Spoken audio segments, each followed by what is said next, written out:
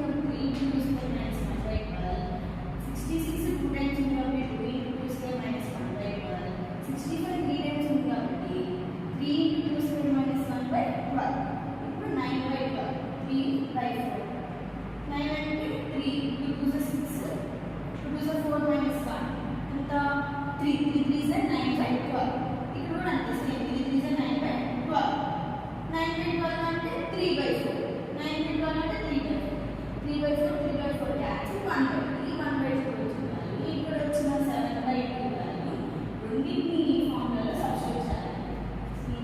రో equal to 1/6 into sigma.